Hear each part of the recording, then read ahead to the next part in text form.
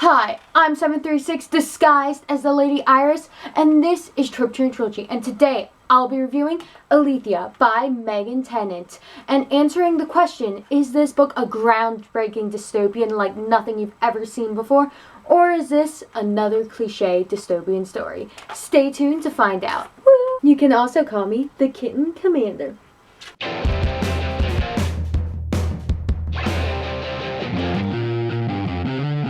So guys, if you couldn't tell from my amazing disguise, I'm actually Laura. What? I know, like, it's so convincing. So I'm just gonna put this down, and yeah. This book is written by fellow AuthorTuber Megan Tennant. Woo! Megan Tennant's channel is Cloud Kitten Chronicles. All her videos are really well edited, and I highly recommend them. She has really interesting takes. However, my appreciation will have no effect on my review. First, what is this book about? Let's read the blurb. Nearly 2 decades after the fall, the transcendent city of Iris is the only place rumored to have a cure to the disease that decimated the world. Beyond Iris are the remnants of the old world, crawling with the depraved, infected with Leth. They no longer remember the people or the dreams they were once willing to fight for, and are left instead with familiar voices that whisper dark and familiar words within their minds. Instinct is all that keeps them, disease struggling to exist another day. Deep underground below Iris exists a compound, prison to the nameless who traded their freedom for the cure to Leth. It is here that 736 fights to protect those she loves, not against the depraved that she's taught to fear, but against a society that saved her from that fate. She was willing to trade away her rights to regain the ability to form memories, but she won't let the cult that cured her treat the lives of the nameless like a resource to be used and discarded.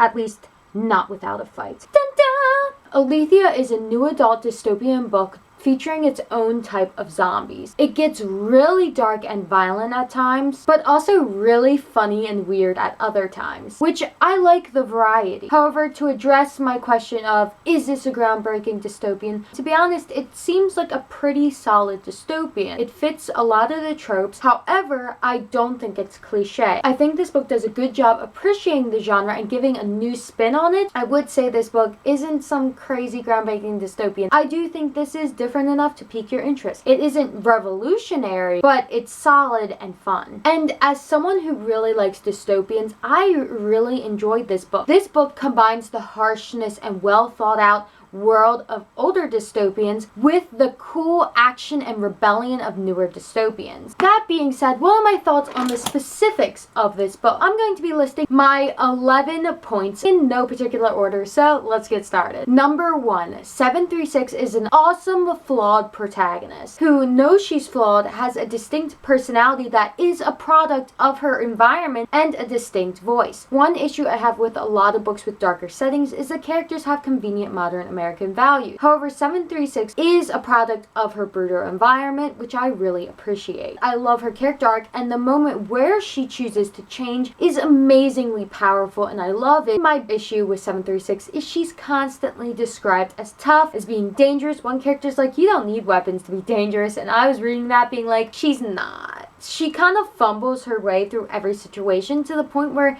she doesn't feel like the dangerous character she's supposed to be. She's in Division 7, which are the people who go out into the ruins and get supplies, so she's generally fighting and very violent all the time. And the point is that she's, I think, said to be the 7th best at her job, and she's not that good. Like, she makes mistakes I wouldn't make, just from common sense. Most people, like, the first time she goes out into the ruins, something tries to bite her and she just leaves her hand there and looks at it and lets it bite her a second time because the first time didn't work, so she didn't react. Like, what? And when characters are constantly saying she's tough, it's very frustrating because I want to see it on the page. Also, I have the issue, though, that 736 is constantly described as curious by another character, but all she does is ask pretty reasonable questions in a situation where most people would be asking quite a few questions, so that was kind of annoying to me. Also, though, to go back to her character flaws, 736 is a very flawed character who is a product of her environment, which are two things I love. So many protagonists are constantly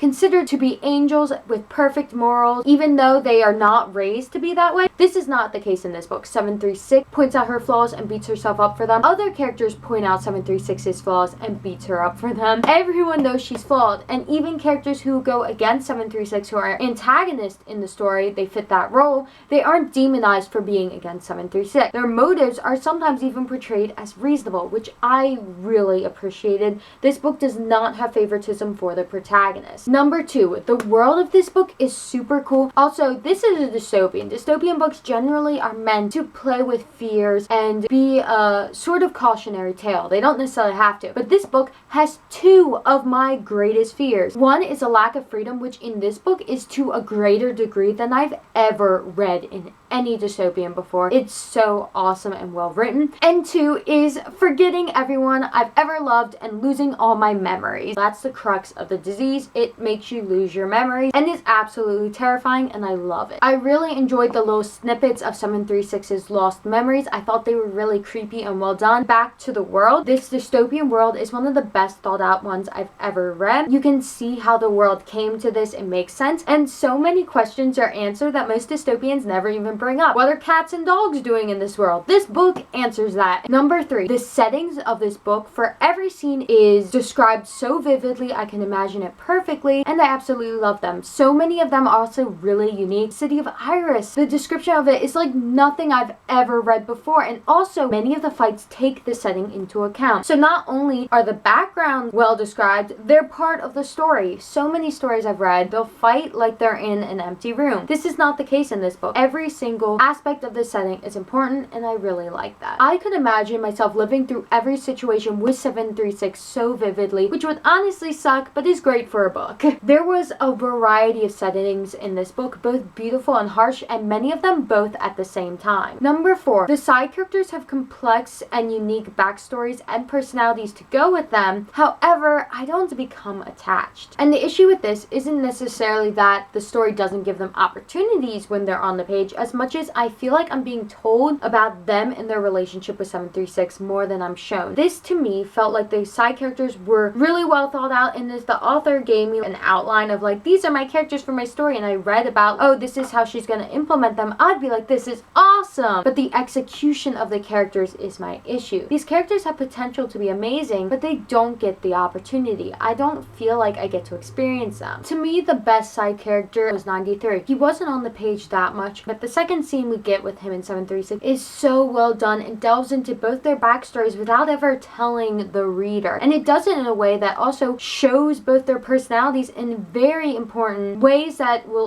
further affect the book. Whereas when it came to many of the other side characters, especially one that I know I was supposed to care about the most of all the side characters, because that's who 736 cared about the most and constantly told me she cared about that character, didn't work for me. The side characters come across as, yeah, I like what you were going for, but not how you did it. That being said, I do appreciate how pretty much every side character had a complex personality and was morally gray, especially because all of the side characters did have moments where they changed. Number 5, the romance in this book felt like 2 different characters info dumping their backstories to each other until there was no backstory left to info dump, and then they're like, oh, now we get together. The love interest was a good character in his own right, but the progression of the romance was It did improve once they actually did get together, because I was able to appreciate them both as characters, but the way they interacted at the beginning wasn't the best, so I never particularly rooted for them. Also, the love interest kept saying he knows 736 from the beginning of the story, which I was not a fan of at all. I wish he didn't know this much about 736 from the beginning, or that he had some misconceptions about her, because to me this destroys any tension. It's this character who's like, I already know everything about you, so the getting to know each other phase isn't as fun. I don't have an issue with why he knows her, but I wish it hadn't been so perfect and foolproof, because that kind of made the romance less immersive. However, overall, I was fine with them getting together. It made sense. To me, I do think it had a bit of an issue of 736 wouldn't date someone unless she truly knows them. So I'm gonna info dump all their backstories so that she knows everything about him, which I understand that not everyone is attracted to someone until they get to know them, but in the amount of time time it took in this book. I feel like either the romance should have been pushed back, or it's not necessarily that she has to know every single tragic thing that happened in this character's backstory from the day he was born, as much as it's like, oh, I know you as a person. Also though, the way they got to know each other was very stagnant to me. They just stood together and talked for large sections, which honestly I wish those scenes had been more of them trying to get things done with more tension, more stakes outside of them, because there's this whole zombie aspect and survival aspect that's completely ignored. And I feel like it would have been more powerful to me personally to read about them trying to survive together as they get to know each other. Also though, I will say there is a twist at the end involving the love interest was one too far for me, and honestly kind of makes the romance not make any sense to me anymore. Nothing came of it. It didn't affect the plot in any way, and it just made me dislike the love interest. I'm like,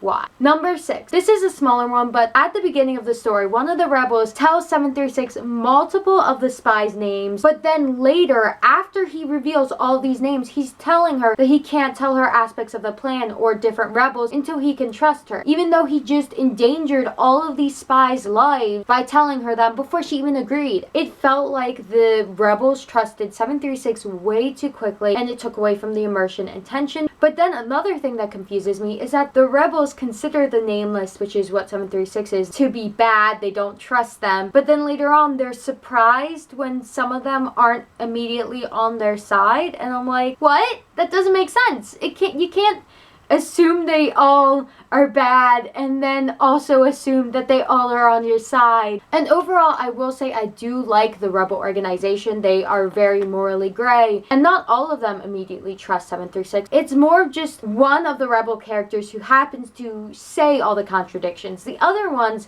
don't say contradictions. It's kind of just one, but it paints a weird image for me. Number 7. The antagonists I read in this book are some of my favorites I've read in a while. Some were more morally gray than evil, but even the ones that were pretty purely evil had complex personalities and motivations that made them fascinating. The Prophet is the main big bad of the dystopian country, which normally in most books I don't care about the main dystopian ruler. Most of them are meh to me. The Prophet is probably my favorite one that I've ever read. This is all because of one scene. Like I said, 93 at the beginning had an awesome scene that made me love his character. The Prophet had an awesome scene in this book that made me love his character. Seeing his thought process and how complex he is made me so fascinated in him. He's such an interesting villain. Number 8. The pacing of this book wasn't the best. The first 120 pages of this book are one day, which honestly, that wasn't my biggest issue. I thought those pages were fairly well done. It's just sometimes there were parts where it described 736 walking from one location to another. That could have been trimmed, but overall I actually enjoyed those pages. It was actually after those 120 pages where I had my biggest issues with pacing. The next chunk of the book goes a little past halfway. Tension is killed. The chapters were essentially 736 info dumps with love interest, 736 interacts with a different person in the compound, and we sort of get to know them. Love interest, info dump, person in compound. Love interest, person. Love interest, person. It just went back and forth, and the plot didn't feel like it was being pushed forward, and there was a lack of stakes. The beginning of this book sets up stakes for the compounds becoming stricter. The rebels, the guards in Iris, and the zombies all should be severe threats to 736 and should make for tons of tension, but they don't. The zombies completely irrelevant except for one scene where they aren't even the biggest part of the scene. The spies trust her immediately and just let her join, and then the guards don't even take notice to her. Everything she does, she can just not do what she's supposed to do, and it's no big deal. There could have been such a great conflict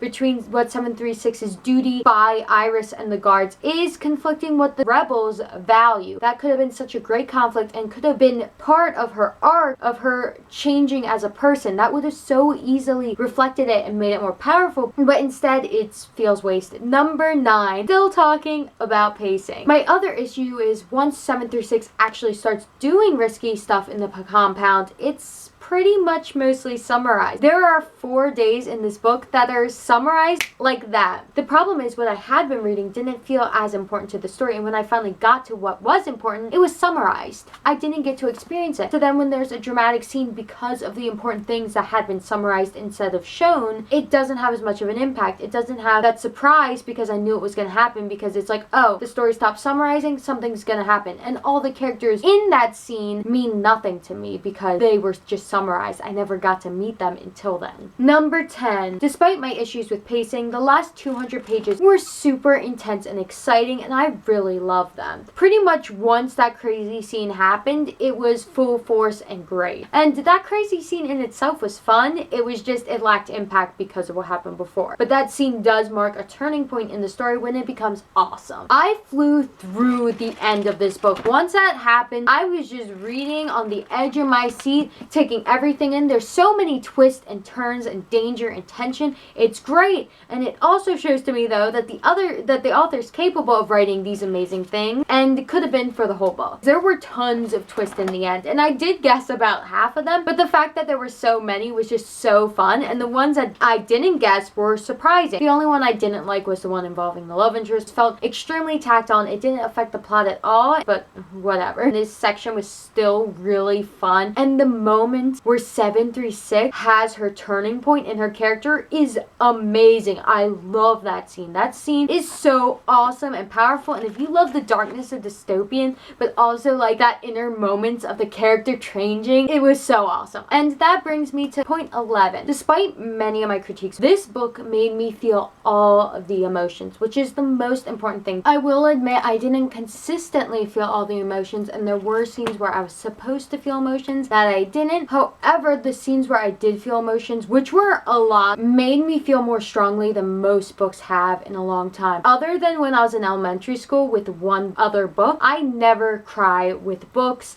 I never even get teary-eyed. This book had a scene that made me teary-eyed. There were even scenes that I have issues with that still made me feel really strongly, and that's the most important thing with a book for me. I want to feel everything. I want to be invested. I want to care. And this book made me laugh. It made me sad. It made me anxious. It made me go, oh my goodness. I felt so strongly about this book, and I felt so much because of this book that even despite its flaws, I loved it. I love this book. So who would I recommend this to? I definitely think if you're super into characters, the execution of these characters in this book might be an issue for you. However, I really loved 736, 93, and The Prophet. I thought they were so well done that it does make up for that a little bit for me personally. If you have an issue with pacing, being slow, or excessively summarized, that is the first 243 pages of this book. That is this chunk of the book. It looks like more of it to me, I think, than less, and I have issues with the pacing of that entire chunk. But overall, I would say this book is a fun read. I don't think it's perfect,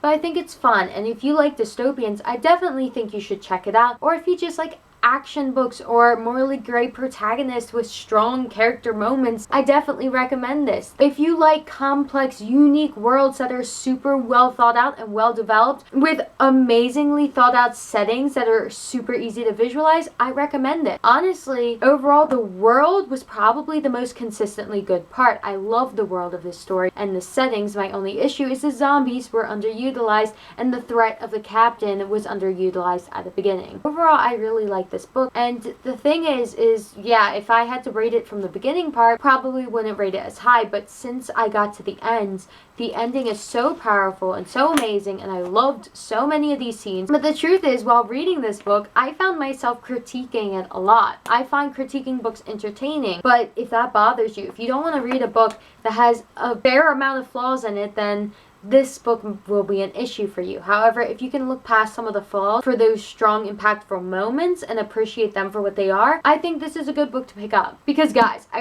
got teary-eyed in this book. That never happens. Also, the send-up pod, and again, best dystopian dictator I've read. Most interesting one I've read. Okay. I have a lot of opinions about this book, but overall, this is a very flawed book that I love, if that's the best summary. And if you want to pick it up or don't want to pick up based on what I said, then you do you. I think you should pick it up because I'd love to talk about it with you. However, I'm gonna go into spoilers now because I can't contain myself. At one point, Jason and 736 break up because Jason realizes the gravity of what 736 had been doing with killing people that were in his rebel group and everything she had done for the city of Iris, which is one of my issues I had. I wish I had seen her actually attack zombies more and attack rebels more before she joins. But besides that, that's why they break up. It's a really well done and I like that. He realizes all the people she killed and her trying to kill him isn't something he can just forget, and they break up, and the breakup is so well done. I love that scene. But then her reaction to it is absolutely insane. Summer 36 reacts by snooping in his private drawing notebooks, which are essentially diaries but drawn. And one of them has explicit naked drawings of him and his ex-girlfriend, and it's so messed up. It's such an invasion of privacy. She hadn't even seen him naked before, and I'm just reading this like, oh my gosh, stop that. Stop. It's not only an invasion of Jason's privacy, but Nora's privacy. And then it gets worse. She continues. She goes through the entire notebook page by page and then picks up another one which has his nightmares. And one of his nightmares, he drew her face over the person killing his mother. Because of everything that happened, he's afraid of her. He sees her as a killer just like the person who killed his mother. And her reaction is to cut her finger and to write in blood on his notebook, "Forgive me." What? Girl, you're insane. That is so creepy. It reminds me of, in real life, I was friends with a girl who broke up with a guy who reacted by cutting a heart out of a deer and leaving it on her porch. 736 is that guy with the added bonus of invading the ex's privacy. So you think this guy having nightmares about her murdering his mother, opening his notebook to find her to have written in blood in his notebook would be more terrified. And the thing is, I don't have an issue with 736 doing this. It makes sense for her character and it's so interesting. My issue is nothing ever comes of it. The next time he sees her, he's happy. He's doting to her. Did you open your notebook? Did you notice this? Nothing comes of this scene. It is so insane and I thought it was so interesting. I was like, this character is acting crazy. What's gonna happen when he sees it? Nothing. It doesn't matter. And that really bothered me. It's like, no, you don't have your character do this and then have it never be mentioned. Like, what? No. Maybe he just didn't notice in this book and in the next book it'll come up. Maybe. I hope so. I hope that's a thing. But why didn't it happen? Overall, I'm excited for the rest of the series. This book isn't perfect, but it's really fun and I really enjoyed it. Again, it made me feel all the emotions. It made me teary-eyed. If you read this book, please tell me all your thoughts down below. You can say spoilers, but please mark them for people who haven't read the book yet. I'd love to hear your thoughts, if you agree or disagree with me, if you plan on reading this book or don't plan on reading. Anyway, thank you for watching and I'll see you later.